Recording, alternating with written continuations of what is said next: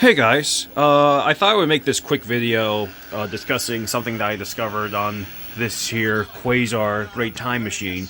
This is my main unit. I brought this in to give it a little tune-up because the past couple tapes I've been playing through, I've noticed this thing has been struggling a little bit, so I just gave like the play belt a quick, wash. And I even replaced the head drum belt because the one in this unit was getting a bit long in the tooth. It did not have that great of a latch onto it. So something with this format is if the head drum does not spin, the playback won't start. It shouldn't trigger the auto stop as long as the reels here are turning. But if the head drum doesn't spin, it's not going to engage playback. So it's best to, replace that if this is getting, even if it's still spinning, if you're turning, like, say, the head drum by itself is not turning the main motor, it's best just to replace the belt just to alleviate future headaches. The main thing I wanted to talk about, because when I was looking at the boards, both the tracking board here and, like, the boards at the bottom, I first noticed this on one of my pals' players that I was repairing for him. Yeah, these are for something else. These capacitors here, mainly the 47 microfarad 16 volt ones. I don't know if the camera's gonna focus. Yeah, that might not be a good one. Where's it? Here we go. Yeah, you can see, like, these are starting to leak. Yeah, that's not good. Because when the capacitor leaks, it can start allowing DC voltage and current through, and the point of a capacitor is to block DC and only allow AC through. So when you see a capacitor leaking, you definitely want to replace it. But the odd thing is that I did not really see, like, any real electronic faults on this, but the fact that they're leaking means that something's gonna go wrong one way or another. So I noticed it on his player, and then when I was going through this player here, I noticed a bunch of those leaked as well. So I replaced them. Like, here's one I replaced. You can tell which ones are the originals because there's these blue ones.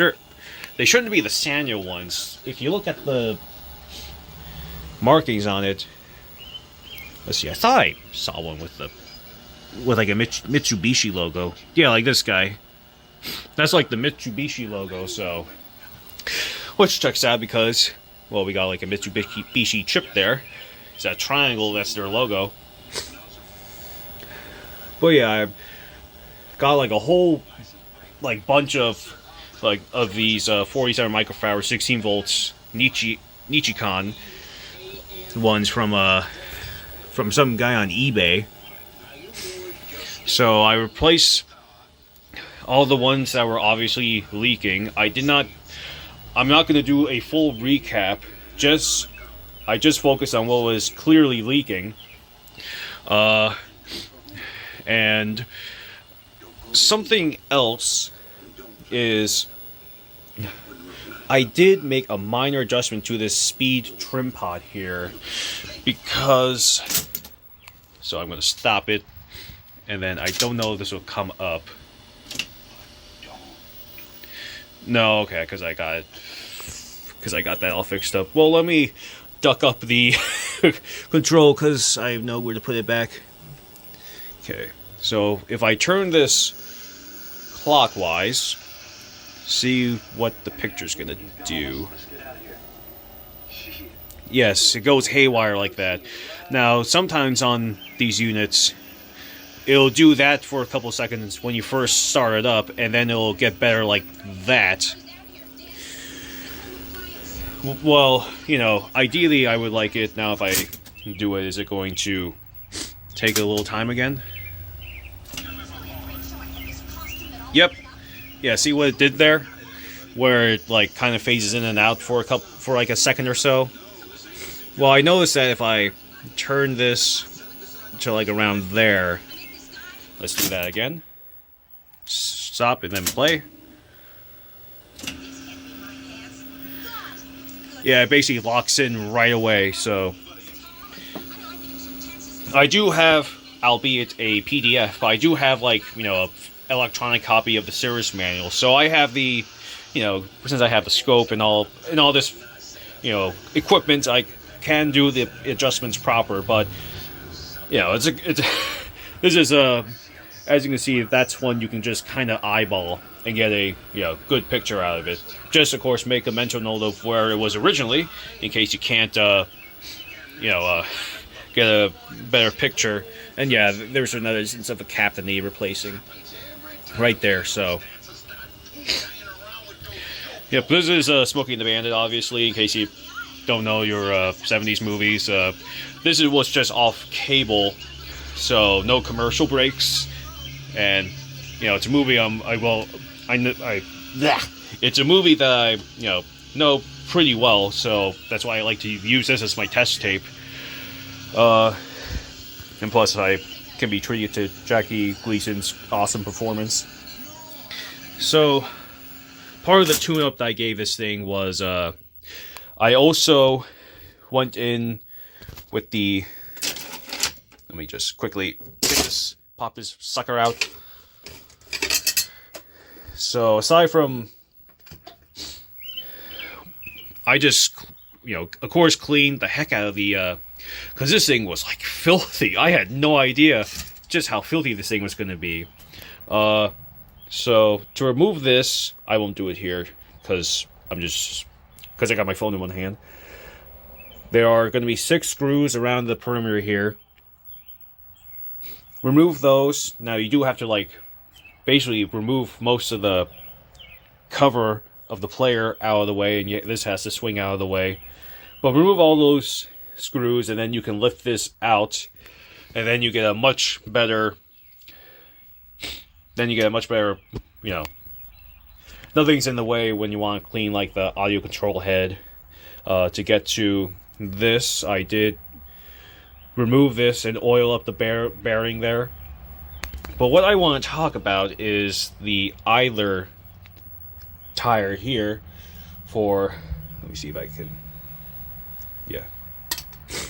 So, this here is the idler tire for fast forward and rewind. Now, the big thing on this format, the big headache, is that the rewind will not work. And it's because of, you know, the tire getting old in age.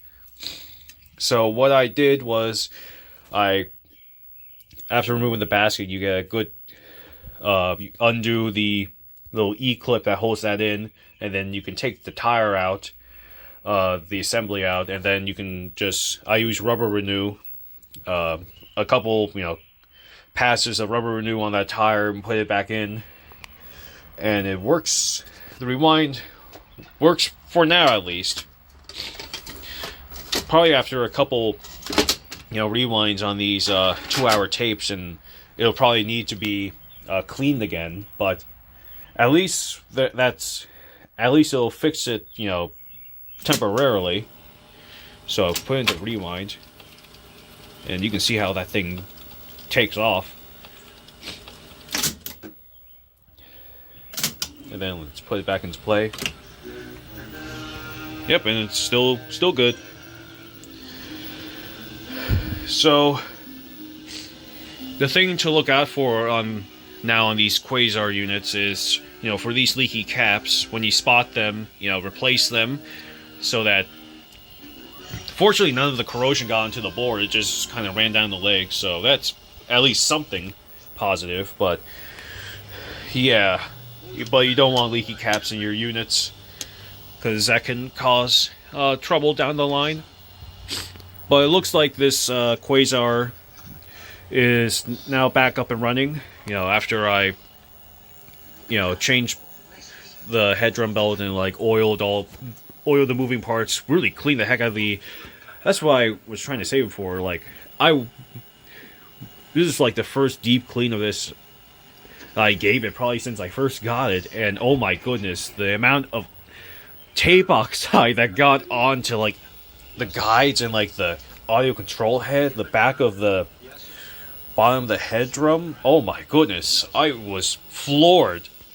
So yeah, it's again, if you take this basket out, you get a much better clearance of, much better access to like those points when you want to give this thing a deep clean, because it needs it. This is just how this format works. You know, make sure the mechanism is, you know, squeaky clean, and you should hopefully not have that many issues.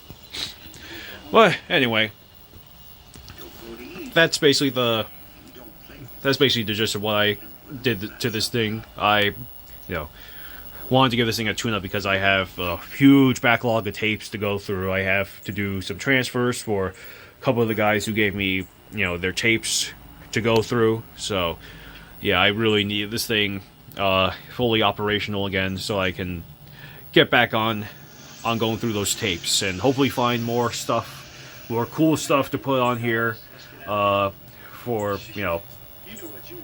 prosperity and all that, because I found a couple of things on this format that I know will receive, like the $1.98 beauty show and the George Burns 100th birthday. So I hope to find more stuff on this format. Thanks for watching. I hope this was helpful for those who have these things, trying to keep these things up and running. So take care.